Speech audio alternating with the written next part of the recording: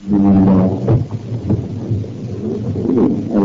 لله نحمده ونستعينه ونستغفره ونؤمن به ونتوكل عليه ونعوذ بالله من شرور انفسنا ومن سيئات اعمالنا من يهده الله فلا مضل له ومن يضلل فلا هادي له ونشهد أن لا إله إلا الله وحده لا شريك له ونشهد أن سيدنا ومولانا محمدا عبده ورسوله أرسله الله إلى كافة الناس بشيرا ونذيرا وداعيا إليه بإذنه وسراجا منيرا صلى الله تعالى عليه وعلى آله وأصحابه وبارك وسلم تسليما كثيرا كثيرا أما بعد فأعوذ بالله من الشيطان الرجيم بسم الله الرحمن الرحيم يا بني أقم الصلاة وأمر بالمعروف وانه عن المنكر واصبر على ما أصابك إن ذلك من عزم الأمور.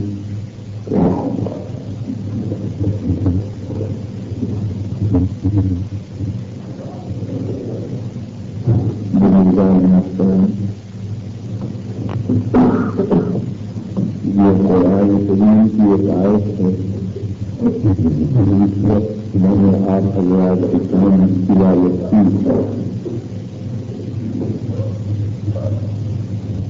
یہ نصیحت ہے جو حضرت لقمان علیہ السلام نے اپنے بیٹے کو کی ہے اور حق تعالیٰ نے قرآن میں اس کو نقل کرنا ہے. پورا وصی ہے جس میں حضرت لقمان کی نصیحتوں کا ذکر ہے. اس کی نصیحتوں میں سے ایک نصیحت یہ ہے کہ اس وقت میں نے تلاوت کی ہے. اس آیت کے سلسلے میں کوئی لمبی چوڑی بات بیان کرنا نہیں ہے اور نہ پوری تفصیل کرنی ہے. شاید چیزوں کو بہت لمبی چیز ہے, وقت اتنا نہیں ہے. اس آیت سے ایک مضمون اصل کر کے استعمال کر کے میں گزارش کرنا چاہتا ہوں اور وہ جو مقاصد پر مشتمل ہو جس سے یہ معلوم ہوگا کہ انسان کو اللہ نے دنیا میں کیوں بھیجا, کیوں پیدا کیا, اس کی زندگی سے کیا مقاصد نکالیے اور ہم ان مقاصد کو کس حد تک انجام دے رہے ہیں. یہ دو تین باتیں گزارش کریں. ان دو مقاصد کی تفصیل سے پہلے ایک مختصر سی تنظیم سن لیجیے تاکہ اس مقصد کا سمجھنا آسان ہو جائے. اور یہ ہے کہ یہ بھی ایک لمبی چوڑی کائنات آپ کے سامنے پھیلی پڑی ہے جس میں بے انتہا طویل عریض آسمان کا خیمہ چلا ہوا ہے اور بے انتہا لمبا طور پر زمین کا فرش بچھا ہوا ہے اور اس زمین اور آسمان کے درمیان میں ہزاروں قسم کی مخلوقات کھٹی پڑی, جمادات بھی ہیں, پتھر بھی ہیں, پہاڑ بھی ہیں, زمین بھی ہے, نباتات بھی ہیں, درختوں کی ہزاروں قسمیں ہیں, بیل بھی ہیں, جانوروں کی ہزاروں قسمیں ہیں, دریا کے جانور اور خشکی کے جانور, غیر جمادات اور نباتات اور حیوانات. یہ بہت سی انواع اور اقسام ہیں جو اس زمین آسمان کے درمیان میں پھیلی ہیں. پھر آسمانوں کے اوپر ایک عظیم مخلوق ہے جن کو ملائکہ کہتے ہیں. وہ اس میں پھیلے ہوئے ہیں کہ جیسے حدیث میں ہے کہ آسمان میں 4 انگل جگہ خالی نہیں ہے کہ کوئی نہ کوئی فرشتہ مخلوق اور عبادت نہ ہو، تو ان گنت ملائکہ اوپر پھیلی ہوئی ہیں، اور یہ ساری کائنات اور مخلوقات کی انتہا جا کر عرش پر ہو جاتی ہے۔ عرش عظیم کے اوپر شریعت کسی مخلوق کا پتہ نہیں دیتی، وہاں خالق کی تجلیات ہیں اور کمالات، صرف ایک مخلوق کا پتہ چلتا ہے عرش کے اوپر کہ اللہ نے تخت کی ایک لو رکھی ہوئی ہے، اور اس لو کی بیائی یہ ہے کہ زمین اور آسمان سے زیادہ بڑی ہے وہ تخت کی، اس پر لکھا ہوا ہے کہ ان رحمتی سبقت غضبی، میری رحمت میرے غضب پر غالب ہے، رحمت آگے آگے چلتی ہے، غضب اس کے پیچھے رہتا ہے، اصل رحمت ہے، غضب اس کے آگے۔ یہ ایک دستاویز لکھی ہے، اس مخلوق کا جو نشان ملتا ہے، باقی خالق کی تجلیات اور کمالات اور اس کی صفات یہ عرش کے اوپر پھیلی۔ یہ سلسلہ ہے زمین آسمان کے درمیان کی فضا، پھر آسمان کی جنت عرش اور کرسی عرش ہے تجلیات ربانی، پھر بڑی لمبی چوڑی کائنات۔ لیکن اللہ کی قدرت دیکھیے کہ اس ساری کائنات کو سمیٹ آ کے ایک چھوٹی سی ڈبیا نے بند کر دیا۔ اس لمبی چوڑی کائنات کو جو کروڑوں میل میں پھیلتی ہے، اور آج کل کے سائنسدانوں کے قول کے مطابق چاند 17,00,000 میل دور ہے زمین سے، جس میں جانے کا ارادہ کیا جا رہا ہے، اور ابھی تیار ہے 6 میل سے زیادہ اوپر نہیں پہنچ سکے ہیں کہ 17,00,000 میل کی مسافت پر چاند ہے، پھر اس سے کتنا اوپر آسمان ہے اور کتنے آسمان ہے اور کتنی جنت ہے، یہ لاکھوں کروڑوں میل کا حساب ہے۔ لیکن ساری کائنات کو سمیٹا ایک 1.5 گز کی جگہ میں آ گئی ہے، اور وہ 1.5 گز کی جگہ کیا ہے؟ وہ آپ ہیں۔ ساری کائنات کو اللہ نے انسان میں جمع کر دیا لا کر، اس میں زمین بھی ہے، آسمان بھی ہے، پہاڑ بھی ہے، جمادات بھی، نباتات بھی، حیوانات بھی، ساری کائنات اس کے اندر جمع۔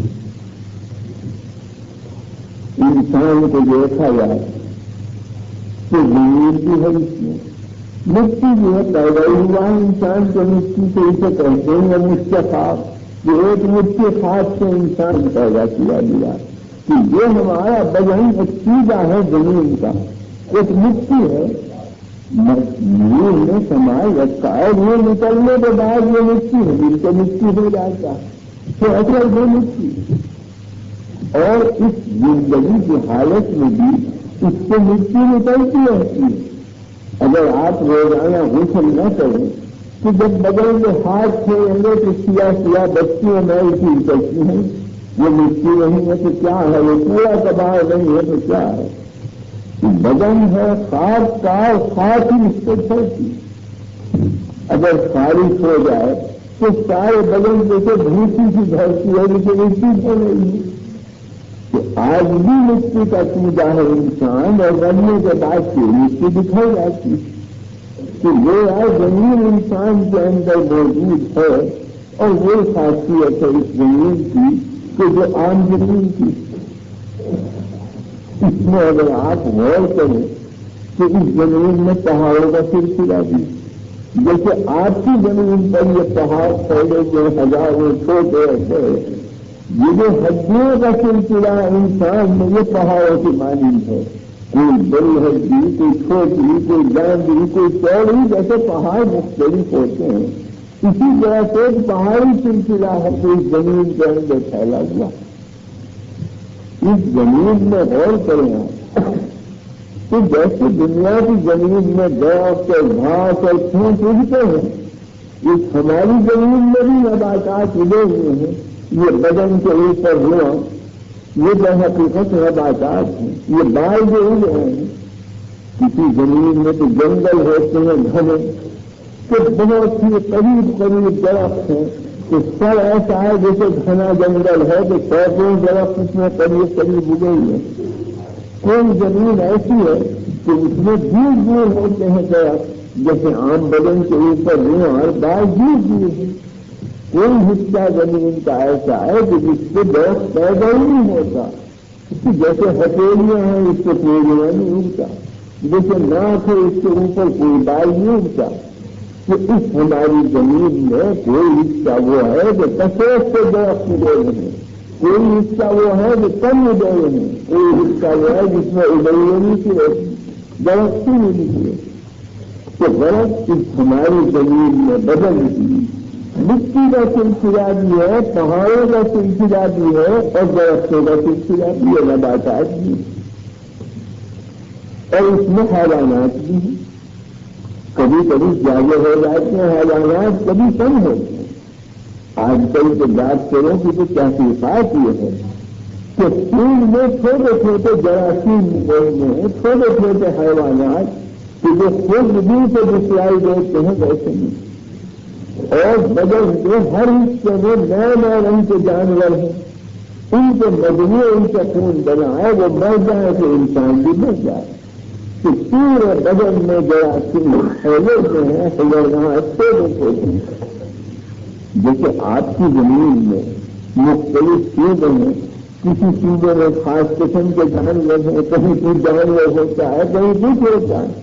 تو جو ہاتھ اور پیر میں چیزیں ہیں اس زمین کے ملک ہے، کسی ملک میں کسی سورج کے جانور، کسی ملک میں کسی سورج کے جانور.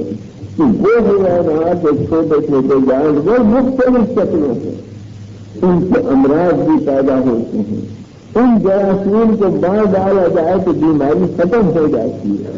انہیں جراثیم کی زندگی بھی ہے. تو خون میں انسان کے مادے میں وہ پھیل رہی ہیں جو حیوانات بھی، اور ویسے بھی تو کبھی سر میں جوئیں پڑ جاتی ہیں کہ جیسے جنگل میں مختلف جانور کھلا کرتے ہیں، وہ جوئیں سر میں ٹکتی ہیں. آدمی اسے پاتا ہے، پکڑتا ہے، ناخن پہ رکھ کے چٹ چٹ مارتا ہے، بدن میں پھیل جاتی ہے، جب بیل کی جائے بن جاتا ہے. جیسے اس زمین میں جانور پیدا بھی ہوتے ہیں، اسی میں مر کے تھک جاتے ہیں. انسان کے بدن میں بھی جانور پیدا ہوتے ہیں اور مر کے اسی زمین میں دفن بھی ہو جاتے ہیں، تو اور نہیں جاتے ہیں.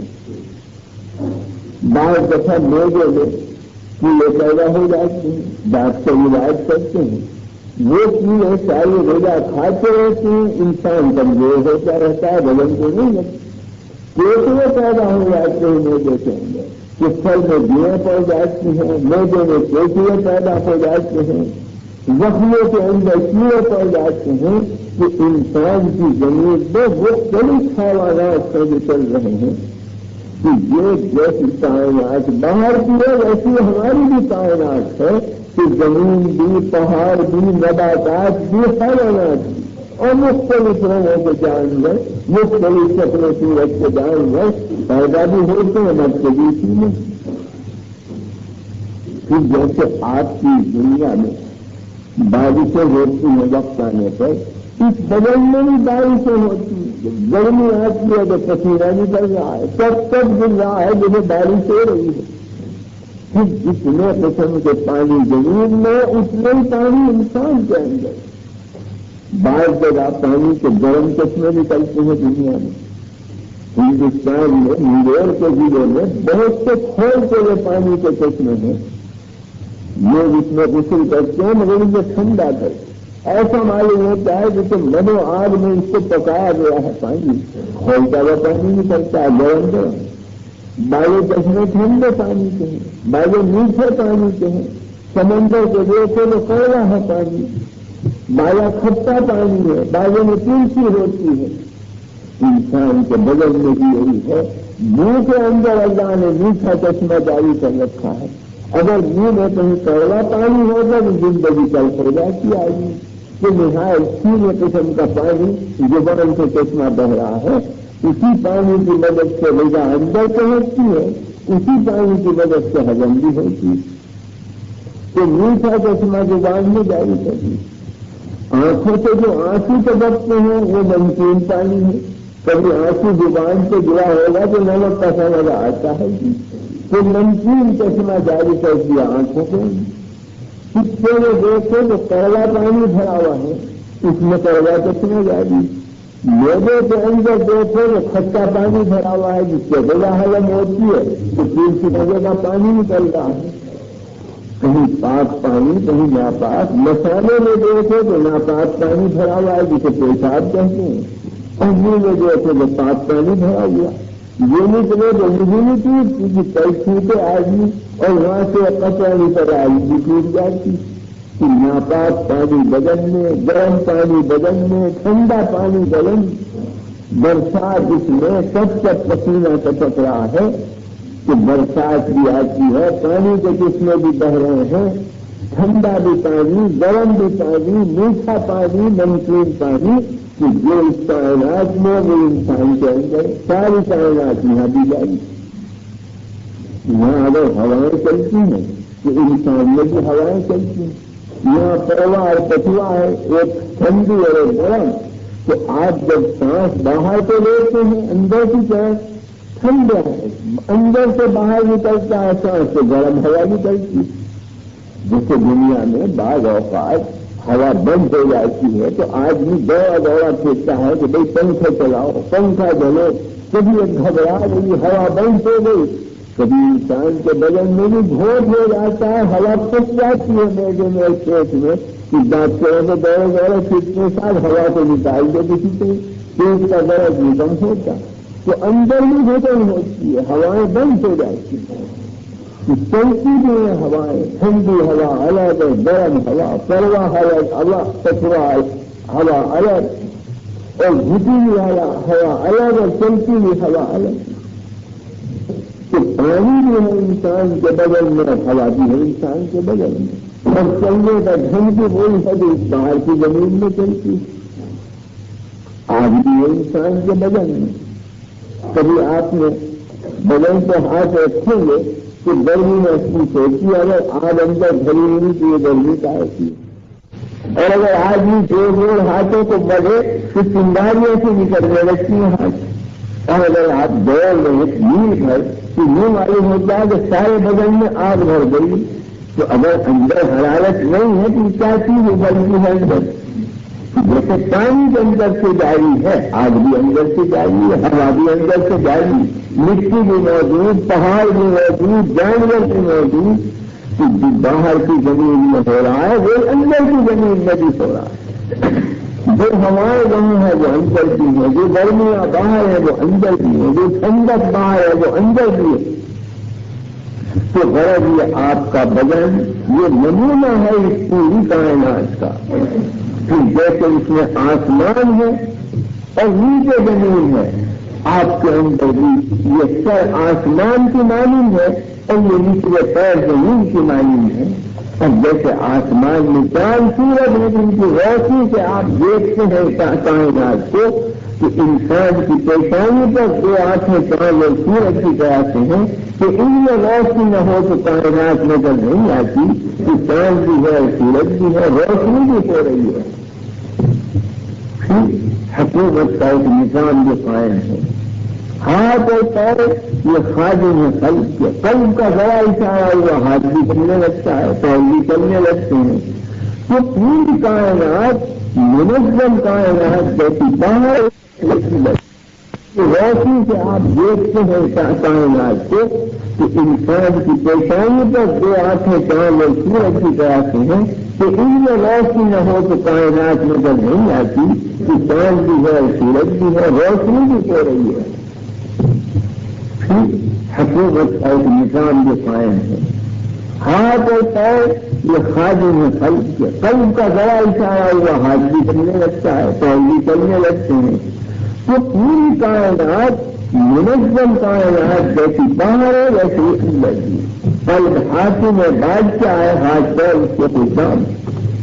تو بہت تفصیل کہاں تک کی جائے کہ انسان کے اندر برسات بھی ہے، ہوا بھی ہے، آگ بھی ہے، مٹی بھی ہے، پہاڑ بھی ہے، سبزہ بھی ہے، جانور بھی ہے، موت بھی ہے، حیات بھی ہے، پیدا بھی ہوتے ہیں، مرتے بھی ہیں. سارا قصہ وہی ہے جو کائنات کے اندر ہو رہا. یہ ایک صورت ہے انسان کی آپ نے مشاہدہ کیا، اور مثال یہ تھی کہ آسمان سے زمین تک جتنے درجے کائنات کے ہیں وہ سب آپ کے اندر موجود ہیں۔ یہ اللہ کی سنائی ہے کہ لاکھوں کروڑوں نے یہ جس کائنات کو پھیلایا ہے، جب سمیٹا کہ 2 گز کے انسان کو ساری کائنات کو جمع کر دی۔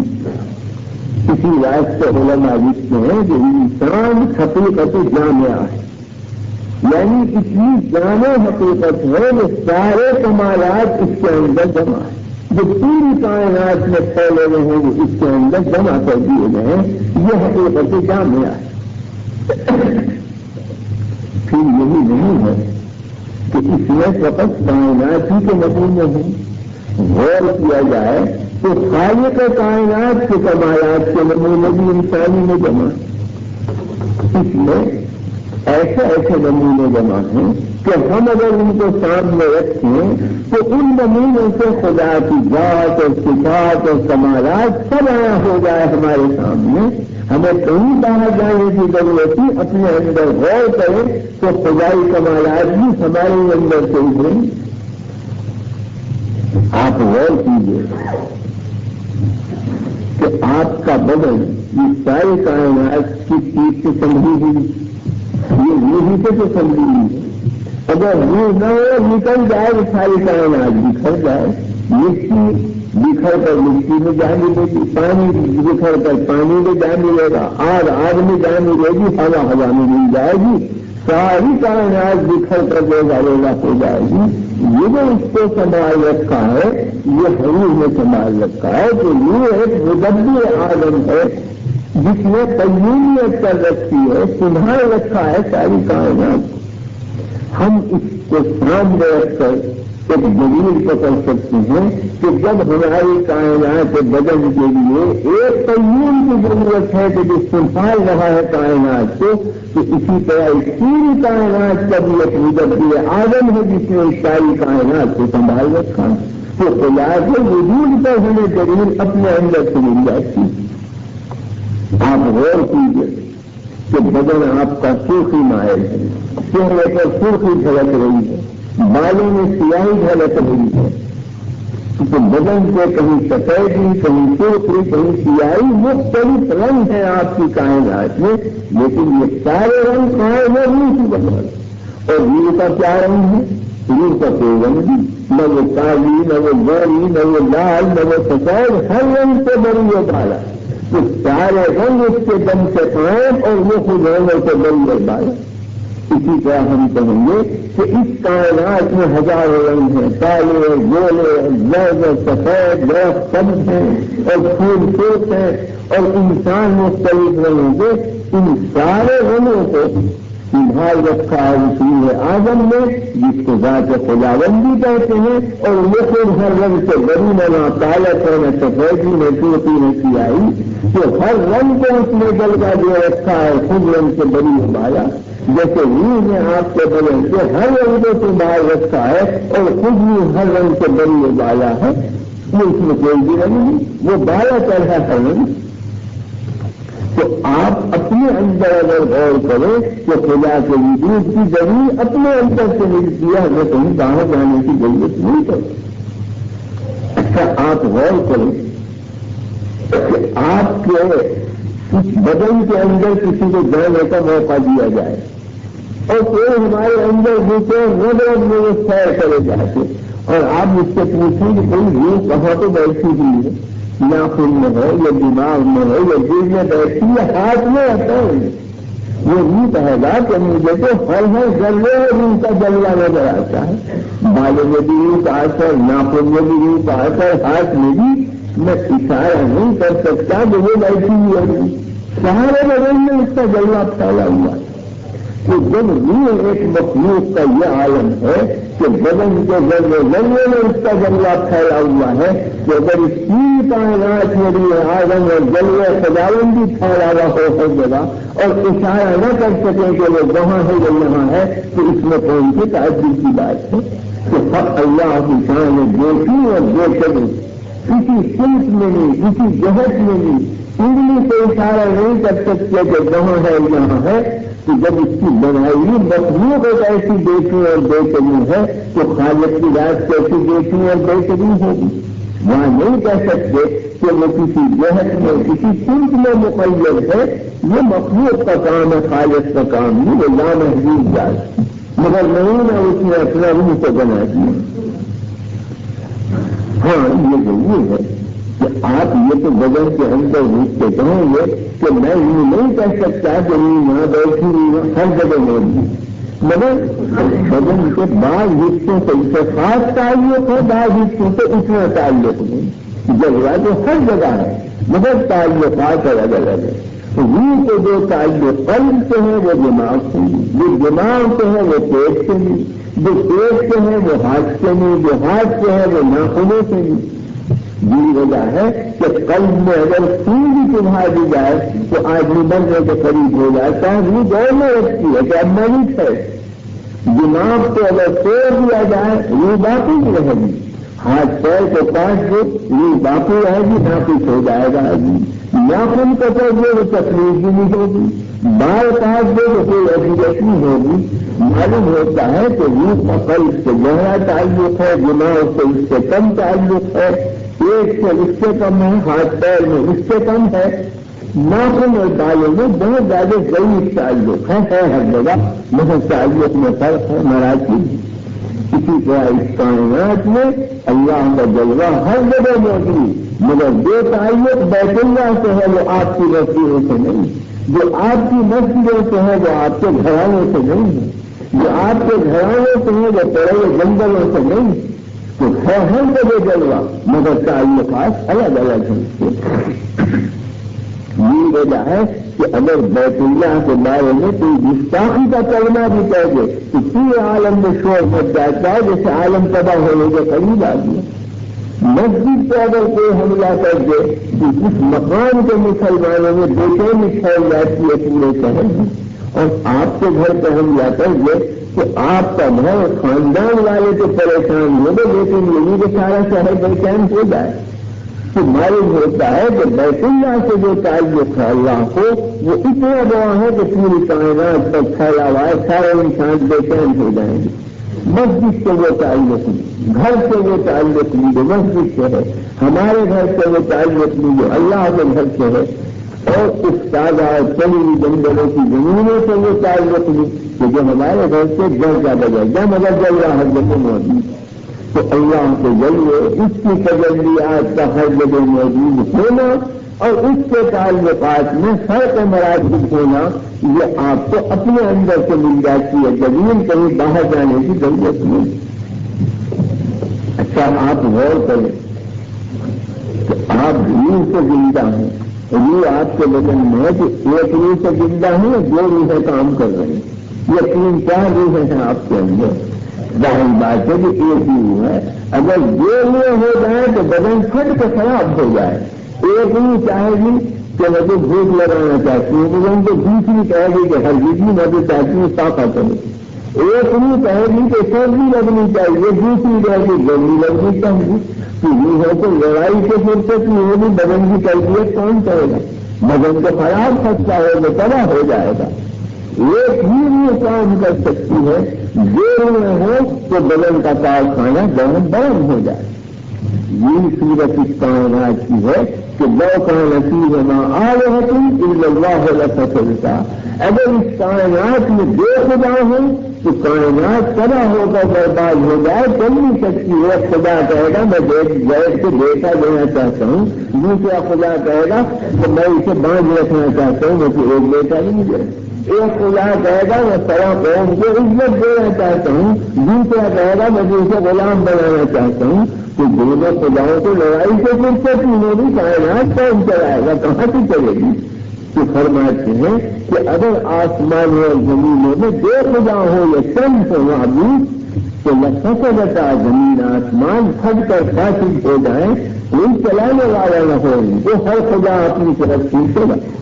یہ بات الگ رہی کہ جو خدا ہو گئے خدا ہو بھی سکتے ہیں اس سے بحث نہیں، لیکن اگر معاذ اللہ مان لیا جائے تو کائنات برقرار نہیں رہ سکتی. جیسے ہمارے بدن میں اگر دو ہو تو کائنات بدن باقی نہیں رہ سکتی.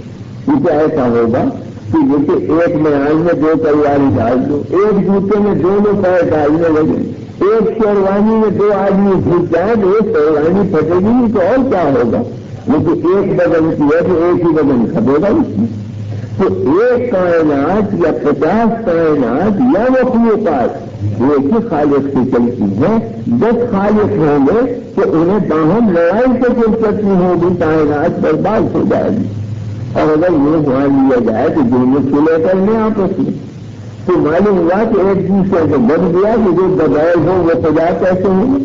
خدا تو وہ ہے کہ سب چیزوں پر غالب اور قریب ہو، جو لڑائی سے بچنے کے لیے دوسرے سے کہے کہ اچھا بھائی سلے کر دو، اس کا مطلب ہے کہ اس کے دل میں خوف موجود ہے کہ جس میں خوف ہو وہ خدا چھوڑا ہی۔ خدا تو وہ ہے کہ سارے اس سے ڈرے اور وہ اس کو ڈر خوف سے بالا کر ہو تو بہرحال میں سلے کا مقام پیدا کر کے آپ کہہ سکتے ہیں کہ چند خدا ہوں گے اور میں لڑائی سامنے رکھی جائے گی خدا جب بھی مانے جا سکتے کہ یہ اللہ کی توحید اور یکتائی کی دلیل آپ کے اندر سے مل گئی، آپ کو باہر جانے کی ضرورت میں پیش آئی۔ خود اپنے اندر غور کیجیے تو اللہ کی ذات، اللہ کا وجود، اللہ کی صفات، اس کی توحید، اس کی یکتائی، اس کی بے چینی اور بے قبولی سب ہمارے اندر سے نمونے نکل آتے ہیں اور ثابت ہو جاتا ہے کہ بے شک کائنات میں ہے کوئی مدبر عالم، ہے بے پیدا کرنے والا۔ اور یہ دخل ایسا محمل اور لغو معلوم ہوتا ہے کہ معاذ اللہ خدا نہیں ہے تو خود ہی چل رہی ہے کائنات۔ یہ ایسا ہے جسے کوئی تصویر کہے کہ میرے اندر روح اور جان نہیں ہے لیکن یہی چل رہا ہے بدن، بلا کسی جان کے چلائے، بلا کسی روح کے چلائے چل رہا ہے۔ تو اگر کوئی دہریا اس کائنات میں خدا کا ممکن ہے تو اسے اپنے اندر روح کا بھی انکار کرنا چاہیے کہ میرے اندر کی روح موجود نہیں۔ اگر میرے بدن کے لیے روح کی ضرورت ہے تو اس اتنے لمبے چوڑے بدن کے لیے جس کا سر آسمان ہے، پیٹ یہ خدا ہے، پیر زمین ہے، اس کے لیے بھی اپنی مدبر اعظم کی ضرورت ہے، اس کے لیے بھی ایک روح اعظم کی ضرورت ہے جو اس کے نظام کو چلائے۔ اور جس طرح سے کہ آپ کی روح بدن کے خطے سے واقف ہے، آپ کی روح کے اندر شعور اور جانتی ہے کہ یہ میرا ناخن ہے اور یہ میرے بال ہے اور یہ میرا پیٹ ہے، اور اس وقت پیٹ میں گڑبڑ ہو رہی ہے اسے علم ہوتا ہے، اور اس وقت پیٹ اچھا ہے کہ کائنات بدن کے ذرے ذرے سے روح واقف ہے۔ اگر واقف نہ ہو تو وزن کیسے چلائے؟ اگر روح کو پتہ ہی نہ چلے کہ بخار چل رہا ہے تو اسے دوا کرنے کی فرصت کب ہوگی؟ اگر روح کو یہی پتہ نہ چلے کہ زخم ہو گیا ہے تو مرہم کی طرف طبیعت کیسے متوجہ ہوگی؟ اس سارے بدن کے ذرے ذرے بھی روح کو خبر ہے، اسی لیے وہ چلا رہی ہے بدن کو۔ تو اس ساری کائنات اور مخلوقات کے ذرے ذرے کا علم اللہ کی ذات کو ہے۔ یہ نہیں ہو سکتا کہ حق تعالی نہ جانے کی کائنات میں کیا ہو رہا ہے۔ الا یعلم من خلق، جو پیدا کر رہا ہے کیا معاذ اللہ وہ لا علم ہوگا؟ پیدا کرنے والا ہی جانتا ہے کہ میں نے کیا چیز پیدا کی ہے، اس کا ذہن کیا، اس کی صفات کیا ہے، اس کا حوال کیا ہے۔ تو بہرحال اللہ کا لامحدود علم اس کی نظیر ہمارے اندر موجود، اللہ کی یکتائی توحید اس کی دلیل ہمارے اندر موجود، خود ہم تعالیٰ کا وجود اور ذات وہ ہمارے اندر اس کی دلیل موجود، اس کے افعال کس طرح وہ چلاتا ہے کائنات کو اس کا نمونہ ہمارے اندر موجود کہ اللہ نے ایک ایسی جانے چیز بنایا انسان کو کہ اگر وہ خدائی کمالات کو دیکھنا چاہے تو اپنے آئینے میں دیکھنے ساری چیزیں اندر نظر آ جائیں گی۔ قرآن کریم نے فرمایا کہ سنریہم آیاتنا فی الآفاق وفی انفسہم حتی یتبین لہم انہ الحق، ہم عنقریب اپنی قدرت کی نشانیاں انسانوں کو باہر بھی دکھلائیں گے، ان کی جانوں کے اندر بھی دکھلائیں گے، ہم نمونے دکھلائیں گے تاکہ واضح ہو جائے کہ اللہ ہی حق ہے، وہی ثابت ہے اور وہی چلانے والا ہے کائنات۔ تو منطقی دلیلیں الگ رہی، یہ مشاہدے کی دلیل ہے کہ اپنے اندر آدمی دیکھ کر غور کرے اور خدا کی کمالات کی پہچان دے۔ تو حاصل یہ نکلا میرے عرض کرنے کا کہ مخلوقات کے جتنے نمونے ہیں وہ بھی ہمارے اندر موجود، اور خالق کے کمالات کے جتنے نمونے ہیں وہ بھی ہمارے اندر موجود۔ تو انسان ایک عجب چیز یا نکلی کہ اس میں خالق کے نمونوں کی شان بھی اور مخلوق کے نمونوں کی شان بھی دونوں جمع۔ اس واسطے جو ہی فرائض عائد ہوں گے انسان کا، ایک فریضہ جو ایسا جو مخلوق ہونے کے مناسب، اور ایک فریضہ ایسا کہ جو خالق کے نمونوں کی شان کے مناسب ہے، جو فریضہ انسان پر عائد ہو۔ مخلوق کا فریضہ کیا ہے؟ جس مخلوق کو خدا وجود دے، زندگی دے، وہ پیدا نہیں ہو سکتا ہے جب تک وہ پیدا نہ کرے۔ تو مخلوق ہر حالت میں محتاج ہے اپنے خالق، زندگی میں بھی محتاج، وہ وجود نہ دے تو ہم آئے کیسے دیں؟ موجود کر کے اگر وہ باقی نہ رکھتے ہمیں تو ہم باقی کیسے رہیں؟ تو ہر حالت میں ہر قدم پر ہم محتاج ہیں خالق سے۔ محتاج کا کام کیا ہوتا ہے؟ غنی کے سامنے۔ محتاج کا کام ہے کہ جھکے غنی کے سامنے۔ غنی کا کام نہیں ہے کہ محتاج کے آگے جھکے، محتاج کا کام ہے کہ غنی کے آگے جھکے اور اس سے مانگے۔ اس لیے کہ اگر ہمارے پاس سب کچھ ہو تو مانگنے کی کیا ضرورت؟ ہم ہاتھ پھیلائیں گے کبھی کہ چیز ہمارے پاس نہ ہو، دوسرے کے پاس ہے، ہم حاجت مندی لے جاتے ہیں اس کے بعد۔ ایک فقیر اگر آپ سے سوال کرے گا کہ دلی تو کرے گا تو اس کے پاس دولت نہیں ہے، آپ کے پاس ہے، اگر وہ بھی چاہے غنی ہے جس کے آپ ہیں تو اسے ہاتھ پھیلانے کی کیا ضرورت؟ تو محتاج ہاتھ پھیلاتا ہے، غنی کا کام نہیں ہے ہاتھ پھیلانا۔ ہمیں زندگی ہمارے قبضے میں نہیں ہے، ہمارے پاس نہیں تھی تو ہم نے ہاتھ پھیلایا کہ اللہ ہمیں زندگی عطا کر، اس نے دے دی۔ زندگی آنے کے بعد اس کا باقی رکھنا ہمارے قبضے میں نہیں۔ اگر ہمارے قبضے میں ہوتا ہے تو ہم کبھی نہ مرتے، مگر مرنا پڑتا ہے ہمیں۔ معلوم ہوا ہمارے ہاتھ میں زندگی نہیں تو ہم دعائیں مانگتے ہیں کہ یا اللہ ہماری زندگی طویل کر دے۔ عملی دعا مانگتے ہیں یعنی ان اسباب کو اختیار کرتے ہیں جن کی زندگی باقی رہے، کھاتے ہیں، پیتے ہیں، دوائیں استعمال کرتے ہیں، یہ عملی دعا ہے۔ اور زبان سے کہتے ہیں کہ اللہ ہمیں زندہ ہے، یہ کیوں مانگتے ہیں ہم دعائیں؟ محتاجگی ظاہر کرنے کو، اس لیے کہ وہ غنی ہیں ہم محتاج۔ محتاج کا کام ہے جھکنا، کہ مخلوق محتاج ہوتی ہے خالق کی، اس لیے مخلوق کا فریضہ ہے کہ جھکے، اور جھکنا بھی معمولی نہیں، انتہا درجے کا جھکنا، یعنی ایسی ذلت ظاہر کرے کہ ایسی ذلت کسی کے آگے ظاہر نہ کر سکے۔ اس راستے کے خالق وہ ہے اس کی عزت اس درجے کی ہے کہ کوئی امتحان اس کی عزت کی، تو اس کے سامنے ذلت بھی ایسی پیش کرنی چاہیے کہ کوئی انتہائی ذلت کی نہ ہو۔ اس انتہائی ذلت پیش کرنے کا نام ہے اسلام کی زبان میں عبادت۔ عبادت کہتے ہیں غایت تذلل کو انتہائی ذلت اختیار کرنا، اور یہ انتہائی ذلت اگر آپ غور کریں تو نمازی کے اندر آدمی ظاہر کر سکتا ہے، دوسرے کسی عبادت سے انتہائی ذلت ظاہر نہیں کر سکتا انسان۔ اس لیے کہ انتہائی تذلل کی جس کی شان ہے وہ نماز نہیں ہوتی ہے۔ ہاتھ باندھ کر نوکروں کی طرح کھڑا ہونا، گردن جھکا کر، پھر اتنی ذلت سے قناعت نہیں، رکو کر کے اپنا گردن جھکا دی اور زیادہ ذلت کا اظہار کیا، پھر اسی پر قناعت نہیں کی۔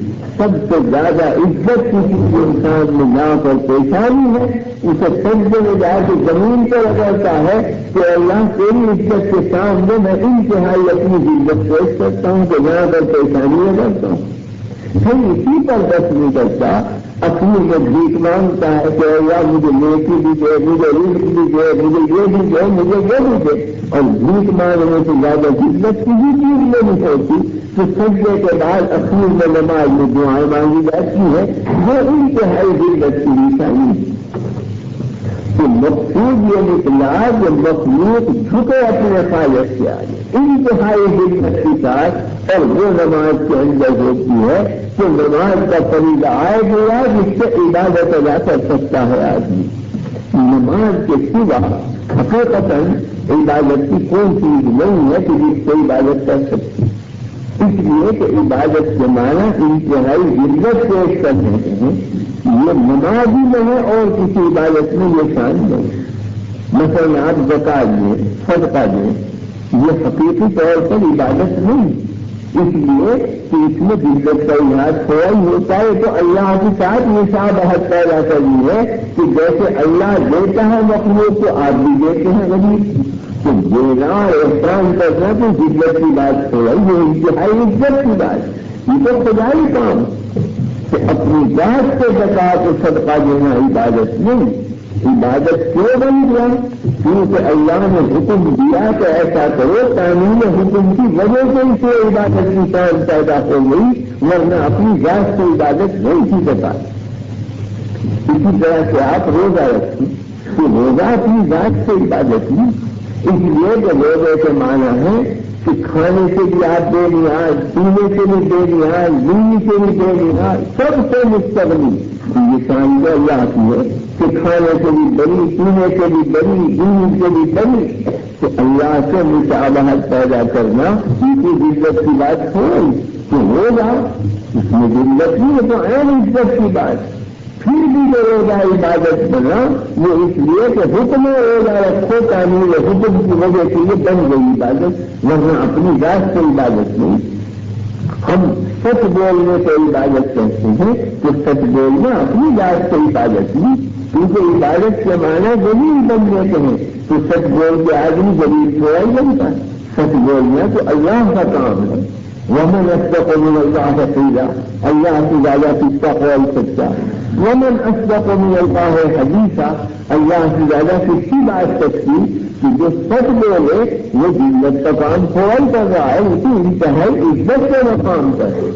پھر بھی سچ بولنا عبادت بنا اس لیے کہ حکم خداوندی ہے کہ سچ بولو, جھوٹ مت بولو.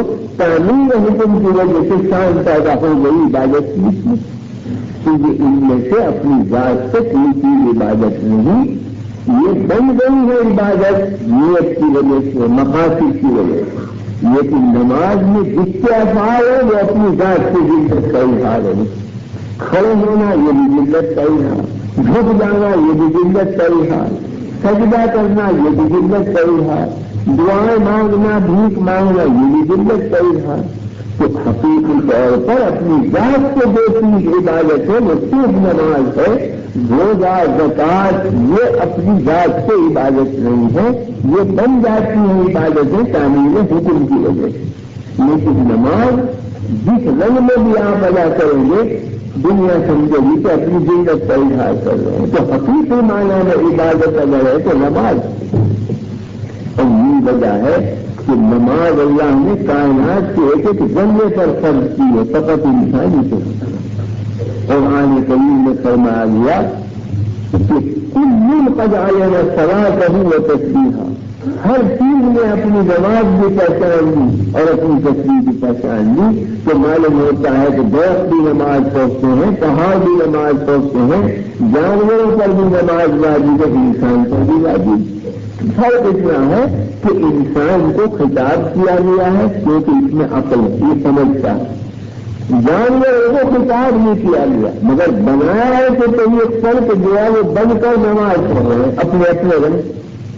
جیسے علماء لکھتے ہیں کہ جتنے چوپائے ہیں, درخت جتنے ہیں, ان کی نماز میں قیام ہے, رکوع سجدہ نہیں. یا ایک پیر پر کھڑے ہوئے درخت عبادت میں مصروف ہے, نماز پڑھ رہے ہیں, رکوع سجدے کی اجازت نہیں ہے ان کی نماز میں, نہ رکوع ہے نہ سجدہ. چوپائے جو چار پیروں سے چلتے ہیں ان کی نماز میں رکوع ہے, انہیں جو ایسی ہے کہ اللہ نے بنایا جو ہر وقت رکوع میں ہے, سجدہ میں قیام نہیں ان کی نماز میں. پہاڑوں کو اس طرح بنایا کہ جیسے آدمی تشہد میں بیٹھتا ہے, گھٹنے ٹیک کے زمین کے اوپر استحیات پہنچتا ہے, جو پہاڑ گھٹنے ٹیکے زمین پر بیٹھے ہیں تو استحیات میں مصروف ہے. تو ان کی نماز میں قاعدہ ہے, بیٹھنا ہے, نہ قیام ہے, نہ رکوع ہے, نہ سجدہ. حشرات الارض جو زمین کرتی ہے, مکوڑے چلتی ہیں جسے سانپ بچھو, ان کی نماز میں سجدہ ہے, نہ رکوع ہے, نہ قیام ہے. یہ اونجے کرے ہر وقت اللہ کے سامنے سجدے میں مصروف. چاند یا سورج یا آج کل کے قول کے مطابق زمین اس میں گردش ہے، یہ گردش سے اللہ کی عبادت کر رہے ہیں، حرکت غیر یہی ان کی نماز۔ اسی طرح سے جنت اور جو وقت کی نماز ہے دعا مانگنا، بھیک مانگنا۔ حدیث میں ہے کہ جنت بھی سوال کر رہا ہے کہ اے اللہ قیامت کے لیے مجھے بھر دیجیے، میرے محلات خالی نہ رہے۔ جہنم بھی کہہ رہا ہے کہ مجھے بھر دیجیے، اور اللہ کا وعدہ ہے بھرنے کا، قیامت کے دن دونوں کو بھر دیا جائے گا، پورا کر دیا جائے گا وعدہ۔ اور جب تک نہیں بھریں گے، جب جہنم پکار کرے گا حل مزید حل مزید، اور لائیے، وہاں گھوم دیے جائیں گے جب مٹی سب، اور وہ کہے گا حل مزید، سارے جہنم میں چلے جائیں گے، یہ پتھروں میں ڈھیر جہنم میں ڈالے جائیں گے، یہ چاند پورے جہنم میں جھونک دیے جائیں گے، پھر بھی کہے گا حل مزید اور لائیے، آپ کا تو وعدہ ہے کہ ہم جو ایسی بھی دعا قبول کریں گے بھر دیں گے۔ جب نہیں بھرے گا، حدیث میں جو حق تعالیٰ اس کے منہ پر اپنا پیر رکھ دیں گے جیسا پیر ان کی شان کو مناسب ہے، اس وقت کہے گا کہ بس اب میں بھر گیا، وعدہ پورا ہو گیا۔ جنت میں سارے جنتی داخل ہو جائیں گے، پھر بھی اس کے شہر اور اس کی بستیاں خالی رہ جائیں گی، تو مستقل مخلوق پیدا کریں گے جس سے جنت آباد کی جائے گی۔ تو جنت و جہنم کی نماز یہ مانگنا ہے، دعا کرنا۔ فرشتوں کی نماز ہے سبن کی، تو سب باندھ کر کھڑے رہے۔ انسان اور بالخصوص مسلمان کی نماز میں ساری کائنات کی نمازیں اللہ نے جمع کر دی۔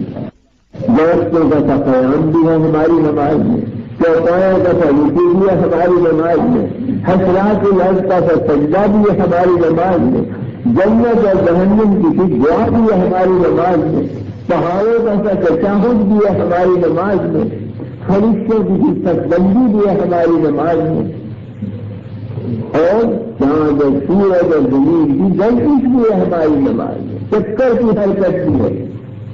اس واسطے کہ کوئی نماز دو رکعت سے کم کی نہیں، یقین کی اچار کی کہ آپ ایک رکعت پڑھ کے کیا کام کرتے ہیں، جو کام ایک پہلی رکعت میں کیا تھا وہی کام کو دوسری میں کرتے ہیں، وہ الحمد وہی سورج وہی تمہارے اعلیٰ وہی تمہارے العظیم، تیسری رکعت میں کھڑے ہوتے ہیں تو یہی کام کرتے ہیں کہ پہلی دو میں کیا، وہ گردش کے دوران ہے آپ کی نماز کے اندر، چاند سورج کی گردش بھی ہے آپ کی نماز میں۔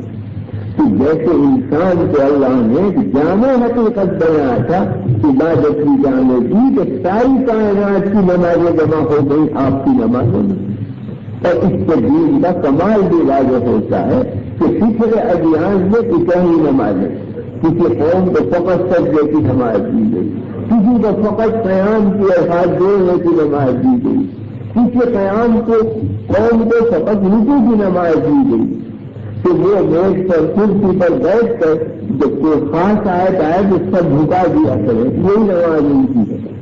لیکن اسلام کی نماز میں سارے قوموں کی نمازیں جمع ہیں، قوموں کا رکوع، قوموں کا سجدہ، قوموں کا قیام، قوموں کا تشہد، یہ سب جمع کر دیا گیا کہ ساری اقوام کی نمازیں بھی اس نماز میں اور ساری مخلوقات کی نمازیں بھی اس میں۔ تو نماز حقیقت میں ایک جامع شرعی عبادت ہے، بلکہ عبادت ہی نماز ہے، دوسری چیزیں عبادت نہیں ہے، وہ بن جاتی ہیں اور وجہ سے عبادت، اور نماز اپنی ذات سے عبادت۔ تو ایک طریقہ انسان پر جو عائد ہوتا ہے وہ عبادت کا ہے، اس لیے کہ جب یہ مخلوقات کے سارے نمونے اپنے اندر رکھتا ہے تو سارے نمونوں کی عبادت اور ذلت اللہ کے سامنے اس کا پیش کر دینا ضروری، اسی کا نام ہے عبادت۔ کہ ایک مقصد زندگی انسان کا عبادت نہیں ہے۔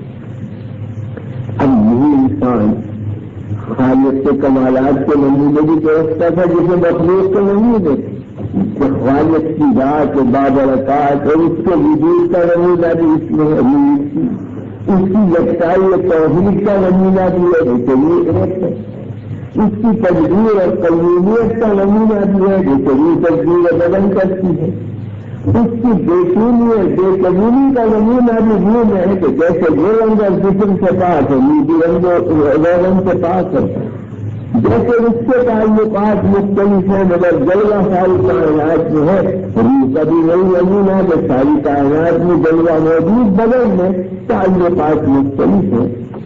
جیسے مخلوقات کے سارے نمونے بدل میں تھے، اس لیے عبادت پر بھی کہ خالق سے سارے کمالات کے نمونے بھی تو انسان میں ہے، اس لیے خالق کا جو کام ہے یہ بھی انسان کے اوپر عائد ہوا کہ یہ وہ کام بھی کرے کہ جو خالق کرتا. اور خالق کا کیا کام ہے؟ اپنی مخلوق کو پالنا، اس کی تربیت کرنا، اس کی ہدایت کا رستہ بتلانا، اس کو سیدھی راہ چلانا، یہ خالق کا کام ہے کہ وہ ہدایت بھیج رہا ہے انبیاء کے ذریعے سے تاکہ مخلوق سیدھے رستے پر چلے. اس نے رزق پیدا کیا تاکہ مخلوق چلے. اس نے مخلوق کو تعلیم دی کہ اپنے بھائیوں پر رحم کرو جیسے میں تمہارے اوپر رحم کرتا ہوں، جیسے میں تمہیں رستہ دکھلاتا ہوں تم اپنے بھائیوں کو رستہ دکھلاؤ، جیسے میں تمہاری تربیت کر رہا ہوں تم اپنے بچوں کی اور اپنے عیال کی تم بھی تربیت کرو. یعنی میری طرف سے نائب بن کر وہ کام کرو دنیا میں تو بھی میرے کام. میں مدبر ہوں تم بھی تدبیر کرو، میں موجود ہوں کہ تم بھی دنیا میں ایجادیں کرو. میرا کام ہدایت دینا ہے کہ تم بھی حاضر بنو دنیا کے لیے. میرا کام احکام جاری کرنا ہے تو میرے نائب بن کر تم بھی احکام جاری کرو. اس کا حاصل نکلا کہ ایک فریضہ انسان پر عبادت کا عائد ہو کر اور دوسرا فریضہ خلافت کا عائد ہوتا ہے کہ یہ اللہ کا نائب بھی ہے، اللہ کا خلیفہ بھی ہے. ایک طرف یہ جھک کر عبادت کا فرض ادا کرے گا اور ایک طرف سب سے سلطنت پر بیٹھ کر اللہ کا نائب بنے گا، اس کی کائنات میں تصرفات کرے گا، ملکوں کو سدا کرے گا، ان میں ہدایت کرے گا، امر بالمعروف اچھی باتوں کو پھیلائے گا دنیا میں، بری باتوں سے روکے گا دنیا کو. جو اللہ کا کام ہے نائب بن کر یہ کام کرے گا. انبیاء علیہ السلام دنیا میں آتے ہیں اللہ کو نائب بن. یہ حاجی ہے کہ انبیاء بھی حاجی ہوتے ہیں، وہ ہدایت کرتے ہیں دنیا. حق تعالیٰ رب ہے، مربی ہے کائنات کا، کہ انبیاء بھی مخلوق کی امتوں کی روحوں کی تربیت کرتے ہیں کہ ان روحوں کو درست کریں اور سیدھے راستے کے اوپر چلائیں. اللہ معلم ہے جو تعلیم دیتا ہے انبیاء کو، تو انبیاء بھی تعلیم دیتے ہیں تاکہ ان دنیا کے اندر پھیل جائے. کتابیں قوانین اللہ کی طرف سے لاتے ہیں اور پیش کرتے ہیں مخلوق کے آگے جیسے حق تعالیٰ چاہتے ہیں. اور قانون دیا ہے کہ دنیا میں نیکی پھیلے. انبیاء علیہ السلام بھی نیکی پھیلانے کی کوشش کرتے ہیں، مفسدوں کو سزائیں دیتے ہیں، قاتلوں کے سے قصاص لیتے ہیں، چوروں کے ہاتھ کاٹتے ہیں، شراب خاروں کے جرمے لگاتے ہیں. کہ جتنے جرائم پیش ہیں ان کو سزا دیتے ہیں. یہ تربیت جتنے کہیں ہوئی استعداد نیک ہے نیکی کی راہ پر چلاتے ہیں، یہ تربیت ہے. یہ کام اللہ کا ہے تو اللہ کا نائب بن کر انسان وہ کام کرتا ہے جو خدا کا کام. تو انبیاء اس کے اولین نائب ہے، پھر انبیاء کے نائب ان کے صحابہ ہوتے ہیں، صحابہ کے نائب ان کے تابعین ہوتے ہیں، تابعین کے نائب تبع تابعین ہوتے ہیں. سلسلہ پہنچ جاتا ہے اخیر پر علماء ربانی، مشائخ حقانی، سچے درویش اور سچے علماء کہ جو سیدھا رستہ دکھلاتے ہیں مخلوق کو. یہ جو حقیقت خلافت کا کام ہے، یہ نیابت کا کام ہے. خلفاء راشدین نے صدیق اکبر رضی اللہ عنہ، فاروق اعظم، عثمان غنی، علی مرتضیٰ، انہوں نے سلطنت بھی کر کے دکھلائی. انہوں نے خلافت کی گدی پر بیٹھ کر ملکوں کو بھی فتح کیا، مگر ملکوں پر قبضے اس لیے نہیں کیے کہ ان میں کچھ کھانا پینا مقصود تھا، کچھ ایسی وانی مقصود تھی نہیں. اس لیے ملکوں کو فتح کیا کہ سیدھے رستے میں مخلوق کو چلائیں، خدا کے قانون کو انہیں چلائیں، ہدایت کا رستہ دکھلائیں، بدیوں کو دنیا سے مٹائیں، تھوڑا سا بے حیائی کی باتوں کو دنیا سے ختم کریں، جناکاروں کو سزائیں دیں، چوروں کو سزائیں دیں، ڈکیتیوں کو بند کریں، ٹنٹے اور فساد اور جھگڑے کرنے والوں کو سزائیں دیں. یہ کام خلفاء راشدین نے کیا امت کے ساتھ. تو یہ نیابت اور خلافت تھی کہ وہ خلفائے راشدین ہیں تو اللہ اور رسول کے نائب بن کر انہوں نے وہ کام کیا جو اللہ کا منشا ہے، کہ دن بھر خلافت کے کام انجام دے کے اور جب وقت آتا تو مسجد میں جا کے پیشانی اور سر ٹیک کے یہ عبادت کا طریقہ تھا کہ ایک طرف عبادت کر رہے ہیں ایک طرف خلافت کر رہے ہیں۔ اس صحیح معنی میں انسان یہ ہے کہ ایک طرف اپنی ذات کو جھکا دے اپنے پروردگار کی طرف اور عبادت میں آگے بڑھے کہ اس کی ناک بھی عبادت کرے، اس کی پیشانی بھی عبادت کرے، اس کے ہاتھ پیر بھی عبادت کرے، اس کی روح اور اس کا خیال بھی اللہ کے آگے جھک جائے زمین بن کر، یہ کام ہوگا اپنی ذات سے، یہ عبادت کی۔ اور ایک انسان کا فریضہ یہ ہے کہ وہ تخت خلافت پر بیٹھ کر دنیا کے بدیوں کا خاتمہ کرے، دنیا میں نیکیوں کو پھیلانے کی کوشش کرے، جو لوگ برائیوں میں مبتلا ہیں ان کو نصیحت کرے کہ چھوڑے ان برائیوں، جو برے کام کر رہے ہیں ان کو سزا دے، زبان سے فرمائش کرے، رستہ نیکی کا ڈالے۔ یہ درحقیقت خدا سے نائب بننے کا کام ہے، خدا سے خلیفہ بننے کا کام ہے کہ ایک طرف اس کا کام خلافت کا ہے، ایک طرف اس کا کام عبادت کا ہے۔ نہ فقط عبادت مقصد زندگی ہے، نہ فقط خلافت مقصد زندگی ہے۔ ہمارے آپ کے باپ آدم علیہ السلام ان کو حق تعالی نے پیدا کیا تو سب سے پہلی بات یہی فرمائی تھی ملائکہ میں کہ انی جاعل فی الارض خلیفہ، میں زمین میں اپنا ایک نائب اتارنے والا ہوں۔ تو نائب کس چیز میں سے آدم علیہ السلام عبادت میں نائب نہیں تھے، اللہ کا کام عبادت کرنا چھوڑا، جو بڑی ہے عبادت سے یہ تو معبود ہے، عابد چھوڑا، تو خلافت کہاں نہیں ملی؟ خلافت ملتی ہے عالم کی تربیت میں، عالم کی اصلاح میں، عالم کو درست رکھنے میں، عالم میں سے برائیاں مٹانے میں، یہ ہے وہ حقیقت خلافت کا کام۔ مگر یہ خلافت وہ انجام دے گا کہ جو پہلے عبادت کر کے اپنی ذات کو درست کر لے، پہلے اللہ کے سامنے جھک کے اپنے اخلاق درست کرے، اپنے اندر نیاز مندی پیدا کرے، اپنے اندر بندگی کی شان پیدا کرے، اس میں تواضع بھی ہو، خاکساری بھی ہو، للہیت بھی ہو، عزت انکسار بھی ہو، نہ غرور رہے، نہ تکبر رہے، نہ حیث رہے، نہ حسد رہے، نہ لالچ رہے، نہ طمع رہے، غنا اس میں ہو، ایثار اس میں ہو، مخلوق کی خدمت کا جذبہ اس میں ہو۔ یہ جذبات پیدا ہوتے ہیں عبادت کرنے، اور عبادت کر کے جب جذبات پیدا ہو گئے اب وہ نائب خداوندی بن گیا، اب وہ دوسروں کی اصلاح کرے گا۔ کہ انسان کی پیدائش سے دو مقصد نکلے، ایک عبادت، ایک خلافت۔ ایک یہ کہ کیونکہ یہ مخلوقات کے سارے نمونوں کا جامع ہے کہ جامع ترین عبادت کرے اور اپنی ذلت پیش کر دے اللہ کے آگے۔ ایک طرف اس کا مقصود زندگی خلافت ہے کہ اللہ کا نائب بن کر اس کی مخلوق کی خدمت کرے۔ اسی واسطے ایمان کے دو رکن فرمائے گئے ہیں۔ ایمان دو چیزوں کا نام، التعظیم لامر اللہ والشفقۃ علی خلق اللہ، اللہ کے احکام اور قوانین کی عظمت کرنا، جھک جانا اس کے سامنے، اور ایک اس کی مخلوق پر رحم کھانا اور خدمت کرنا، عظمت کرنا۔ کہ دونوں کاموں سے مل کر ایمان بنتا ہے۔ اگر کوئی شخص 24 گھنٹے مسجد میں رہے اور مخلوق چاہے مرے چاہے جیے چاہے گمراہ ہو، اسے پڑھنا نہ ہو، آدھا ایمان ہے اس کا، آدھا نہیں۔ اور اگر رات دن قوم خدمت میں مصروف، رات دن اندرونوں کے ذریعے لوگوں کی خدمت کر رہا ہے مگر مسجد میں جانے کا نام نہیں لیتا، تو آگے سے بھی کم ایمان ہے، اس لیے کہ خلافت کا جو کام انجام دیا مگر عبادت کو، اور رات دن مسجد میں رہے عبادت کو کر لی مگر خلافت چھوڑ دی۔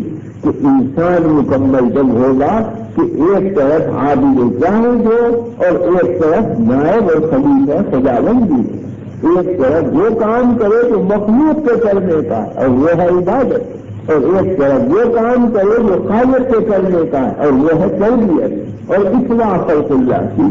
جب یہ دونوں کام جمع ہوں گے تب جا کر کے کہا جائے گا کہ یہ صحیح معنی میں نائب انبیاء علیہ السلام کی ہی زندگی ہے کہ راتوں کو دیکھیں کہ تہجد پہنچتے پہنچتے قدموں پر حضور کو ورم آ جاتا ہے، قدم پھنسنے لگتے ہیں، اور جنہوں کو دیکھو تو مخلوق کی خدمت میں لگے ہوئے ہیں، ہدایت فرما رہے ہیں، تبلیغ فرما رہے ہیں، دنیا کے بادشاہوں کے نام خطوط جاری کر رہے ہیں جس میں اسلام کی دعوت دی جا رہی ہے، سفر فرما رہے ہیں، کبھی طائف میں ہیں، کبھی مدینے کی طرف ہیں، کبھی یہاں ہیں، تاکہ خدا کی مخلوق نیک رستے پر آئے۔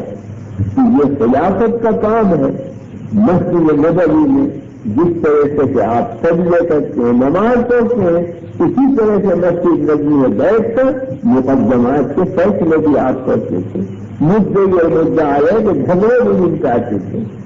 مسجد میں بیٹھ کر جیسے عبادت ہوتی تھی ویسے درس و تدریس بھی ہوتا تھا، آپ تعلیم بھی دیتے تھے اور قرآن و حدیث کا درس بھی دیا جاتا تھا مسجد میں بیٹھ کر، تاکہ مخلوق کی اصلاح ہو۔ کہ درس دینا، تعلیم دینا یہ خلافت کا کام تھا۔